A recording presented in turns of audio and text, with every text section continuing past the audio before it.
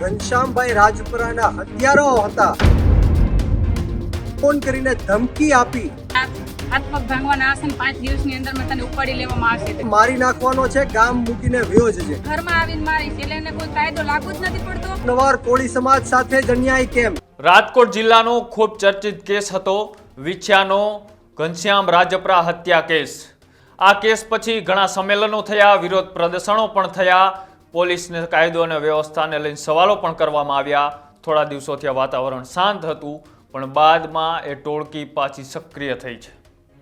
વ્યાજખોરોમાં લોકોને ત્રાસ આપતી અને ધમકીઓ આપનારી આ ટોળકીઓ છેલ્લા કેટલાક દિવસોથી આ જેલમાં હતી, પણ અચાનક એક વ્યક્તિ 6 મહિનાની જેલ બાદ એ જામીન પર બહાર આવે છે અને આ કોળી સમાજના સંમેલનમાં ગયેલા પોતાના જ ગામના વ્યક્તિ એવા નિલેશ રાઠોડને ફોનમાં મારી નાખવાની ધમકીઓ આપી અને તેમની ઘરે પત્ની એકલી હતી અને 4 લોકો સ્કોર્પિયો ગાડી લઈ અને જાનથી મારી નાખવાની ધમકી સાથે ઘરે પહોંચતા હવે કોળી સમાજમાં ફરી આ મામલો ગરમાયો છે અને પોલીસ સ્ટેશન સુધી હવે નેતાઓ અને આગેવાનો પહોંચી રહ્યા છે. નમસ્કાર, આપ જોઈ રહ્યા છો ન્યૂઝ રૂમ. આપની સાથે છું હું કૃણાલ આહિર.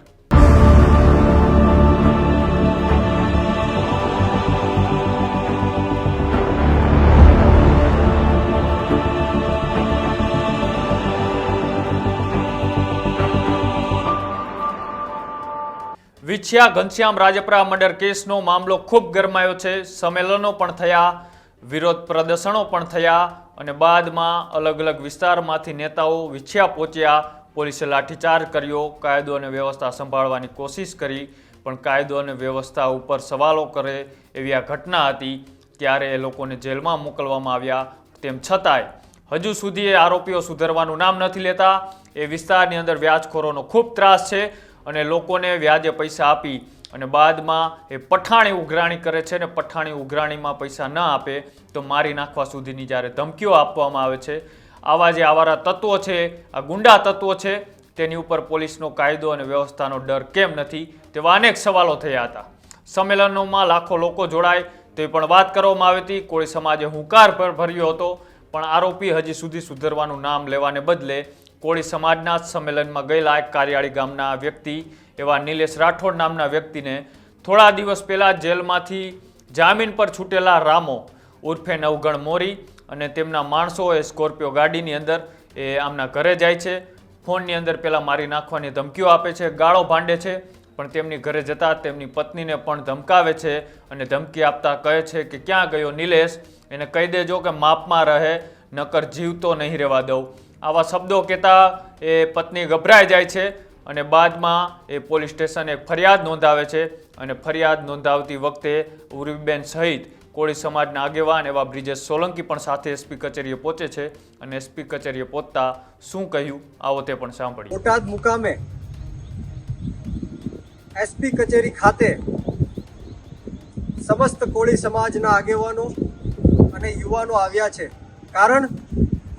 કારણ કે કાનિયાડ ગામે નિલેશભાઈ રાઠોડ નામના વ્યક્તિને જે જસદણ વિછિયાની અંદર સ્વર્ગીય ઘનશ્યામભાઈ રાજપરાના હત્યારાઓ હતા, જે હમણાં જ જામીન ઉપર છૂટ્યા હતા, તેમાંથી એકે બોટાદના કાનિયાડ ગામના નિલેશભાઈ રાઠોડને ફોન કરીને ધમકી આપી કે તને પણ મારી નાખવાનો છે, ગામ મૂકીને વયો જજે. એના અનુસંધાને આજે બોટાદ એસપી ખાતે મુકેશભાઈ હોય, પરસોત્તમભાઈ હોય અને તમામ સમાજના આગેવાનો અને યુવાનો એસપી સાહેબને રજૂઆત કરવા માટે આવ્યા હતા કે અવારનવાર કોળી સમાજ સાથે જ અન્યાય કેમ? કોળી સમાજના હક, અધિકાર અને ન્યાય કરવાની વાત આવે ત્યારે આવા માથાભારે માણસો, ગુંડા વ્યક્તિઓ કોળી સમાજને એમ કેમ પ્રકારે દબાવી દેવાના, ધમકાવવાના, માર મારવાના, મર્ડરો કરવાના, બહેનો દીકરીઓની છેડતી કરવાના, જમીન માફિયાઓ જમીન હડપવાના પ્રયત્ન કરતા હોય ત્યારે કોળી સમાજ સાથે જ અત્યાચાર કેમ? અમે એસપી સાહેબને નિવેદન કરવા માટે આવ્યા છીએ, આવેદનપત્ર આપવા માટે આવ્યા છીએ કે તાત્કાલિક ધોરણે નિલેશભાઈ રાઠોડ અને સમગ્ર પરિવારને પ્રોટેક્શન આપવામાં આવે. જે કોઈ પણ આરોપી એમને ધમકી આપે છે એમની તાત્કાલિક જામીન અરજી રદ કરવામાં આવે, એમની ધરપકડ કરવામાં આવે અને કડકમાં કડક ગુના સાથે એમને ફરી એકવાર જેલમાં મોકલવામાં આવે એવી જ અરજી અને એવી જ આશા સાથે અમે એસપી કચેરી બોટાદ ખાતે આજે પધાર્યા છીએ. ધમકી આપી હતી મારા ઘરવાળાને કે તું વિછિયા કાંડમાં ગયો એટલે તારે આ હાથ પગ ભાંગવાના હશે ને 5 દિવસની અંદર મેં તને ઉપાડી લેવામાં આવશે. તો વિછ્યા કાંડમાં અમારે કોલી સમાજ હતી, અમારે જવું પડે. કેમ અમને વારંવાર ધમકી આપે છે મારા ઘરવાળાને? જયારે જોઈતા તને જાનથી મારી નાખીશ, તારી ઉપર ગાડી ચડાવી દઈશ, આમ કરીશ, અને ઘરમાં આવીને મારીશ. એટલે એને કોઈ કાયદો લાગુ જ નથી પડતો. હમણાં એક મર્ડર કર્યો રામે વિછ્યામાં આપણા પોલીસ સમાજનો, એમાં એને જતો કર્યો, એને જામીન રદ કરીને એને બહાર કાઢ્યો, પૈસા ભરીને છૂટો થઈ ગયો. પૈસા પાવર વાળો માણસ છે, એટલે અમારા ગરીબ માણસનો કોઈ વેલ્યુ જ નથી. અનફાવે એવું વર્તન કરવાનો. મારા ઘરવાળાને કાંઈ થશે ને તો હું આખી અમારી સમાજ ભેગી કરી અને રબારીને હું હારામાં હારી સજા દઈશ, કડકમાં કડક સજા દઈશ. બસ મારા ઘરવાળાને કેમ એવું બધું વારંવાર ધમકી આવે છે? મન ફાવે એવું વર્તન કર્યા, ઘરમાં કાઢીને બધાને મારીશ, એટલું બધું કેમ પાવર આવી ગયું એને? અને એ રામાને કોઈ પોલીસનો ખોફ ડર નથી. એમ કે છે કે એક એફઆર ફાટી ગઈ છે, બીજી ફાટી જાય ને તો મારે કાંઈ ફેર પડે એવું નથી. એમાં 20 લાખ ભરીને નીકળ્યો છે અને તારા 5 લાખ બગાડવા પડે ને તો મારે કાંઈ ફેર જ નથી પડવા. વિછ્યા કાંડમાં 20 લાખ રૂપિયા ભરીને છૂટો થયો છે એમ કે છે, અને તારામાં 5 લાખ બગાડીશ ને તો મને કાંઈ ફરક નહીં પડે એમ કે છે. તારા 2 ગણ તો થઈ જાય ધમકી દીધી છે, 5 દિવસની ધમકી દીધી છે, 5 દિવસમાં તું નહીં હોય.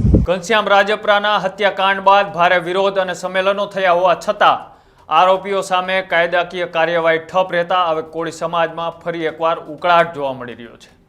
ફરી એકવાર એ જ આરોપીઓ જેલમાંથી બહાર આવી અને કોળી સમાજના એમના જ ગામના નિલેશ રાઠોડ નામના વ્યક્તિઓને ધમકીઓ આપવાનું ચાલુ કર્યું છે, જાનથી મારી નાખવાની ધમકીઓ આપી છે.